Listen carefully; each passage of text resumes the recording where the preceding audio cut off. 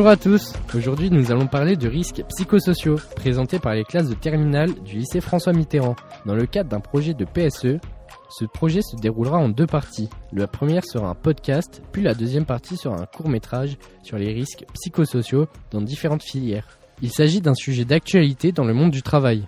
Avant de commencer, rappelons-nous ce qu'est un risque psychosocial. C'est un risque qui atteint la santé physique et mentale des salariés. Maintenant que l'on sait ce qu'est un risque psychosocial, je laisse la parole à Maxime.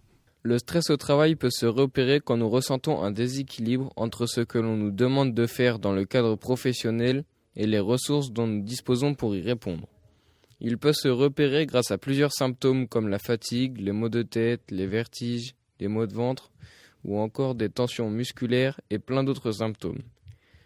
Pour se séparer de ce stress, il est possible de se donner une routine de sommeil, prendre l'air, faire du sport ou encore passer du temps avec nos proches comme la famille ou nos amis. Merci beaucoup Maxime. Maintenant, intéressons-nous à l'injustice organisationnelle présentée par Brian. Saviez-vous que la surcharge du travail est l'une des principales causes de stress en entreprise ? Elle survient lorsque les employés se voient attribuer des tâches démesurées sans les ressources, le temps ou la reconnaissance nécessaires. Cette situation n'est pas seulement épuisante, elle est injuste. Pourquoi ? Parce qu'elle crée des inégalités. Certains travaillent jusqu'à l'épuisement, tandis que d'autres, souvent mieux placés dans la hiérarchie, échappent à cette pression. Les conséquences ? Des burn-out, une baisse de productivité, un climat toxique. Cette injustice organisationnelle fragilise le moral et pousse certains à quitter leur emploi. Pourtant, la solution existe. Une meilleure répartition des tâches. Une attente réaliste de valorisation de l'effort fourni.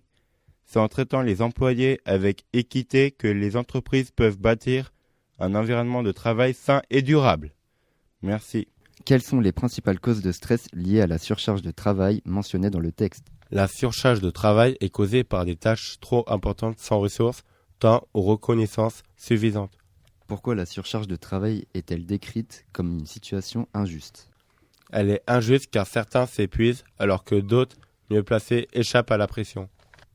Quelles solutions sont proposées pour réduire la surcharge de travail de ses conséquences ? Les solutions sont une meilleure répartition des tâches, des attentes réalistes et la valorisation des efforts.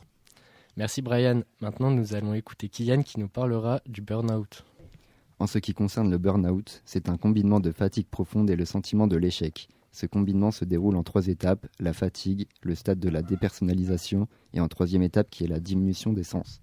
Le burn-out est un déclencheur de RPS comme le stress. Si vous travaillez, prenez une pause car cela peut durer des semaines comme des années. Selon une enquête, 34% des salariés français seraient atteints dont 13% sévères. Ça équivaut à 2,5 millions de Français. Pour en sortir, on conseille de pratiquer une activité sportive. Quels sont les signes physiques d'un burn-out ? Il peut y avoir un mal de dos, des insomnies ou bien des infections fréquentes. Est-ce qu'il y a des séquelles d'un burn-out ? Les personnes sont impactées à la mémoire, à la logique et à la concentration, dans le cadre professionnel comme privé. À présent, nous allons parler des violences au travail présentées par Marine. La violence au travail est une dégradation des conditions de travail du salarié qui est susceptible de porter atteinte aux droits de celui-ci. Elle peut altérer sa santé physique ou bien mentale, mais elle peut également compromettre son avenir professionnel. D'où vient ce RPS ? Les violences sont dites principalement externes, c'est-à-dire causées par des clients et non pas des salariés de l'entreprise. Il y a des risques, par exemple dans les métiers de la santé, de l'éducation, mais n'oublions pas les cambriolages ou attentats. Avez-vous un pourcentage sur le nombre d'harcèlements au travail ? Environ 14% des salariés déclarent avoir subi des violences au travail, dont principalement 12% dans le privé. Et quelles sont les conséquences de violences au travail ? Le harcèlement et les violences provoquent un trouble musculo-squelettique, c'est-à-dire qu'il atteint les muscles, les tendons et les nerfs du corps.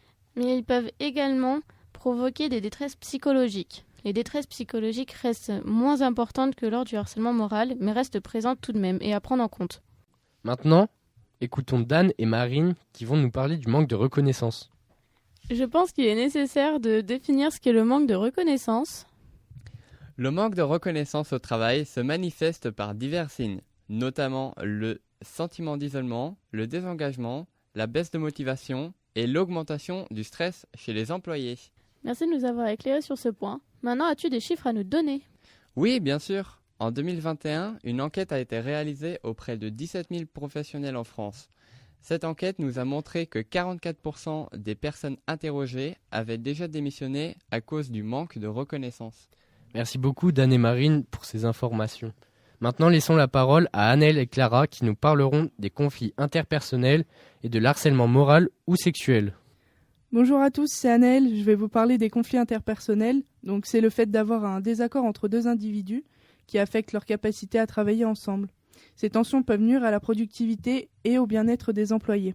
Pourquoi ces conflits surviennent-ils dans l'entreprise ? Ils surviennent souvent à cause de divergences de points de vue, de comportement ou de communication.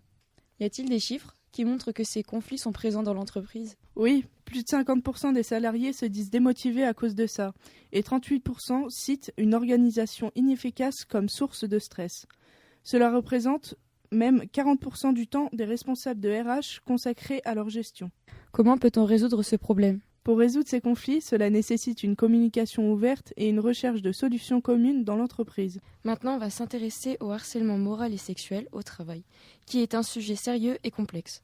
D'accord. Peux-tu nous donner une définition du thème du harcèlement moral ? Oui, l'harcèlement moral implique des comportements hostiles et répétés qui peuvent dégrader l'environnement de travail d'une personne, affectant sa santé mentale et physique. Peux-tu aussi nous donner la définition du harcèlement sexuel ?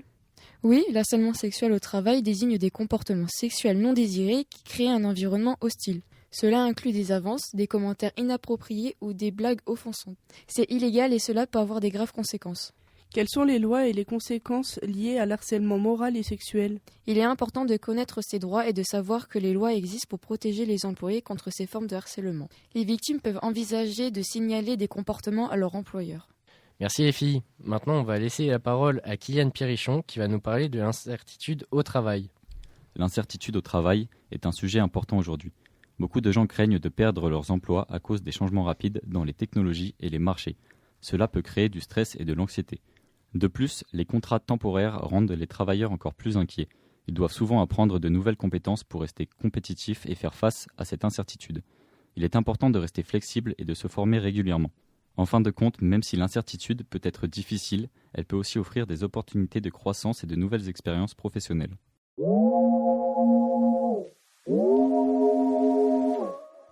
Je vous remercie de votre attention. Désormais, je vous laisse découvrir les vidéos réalisées par les autres classes de Terminal Bac Pro.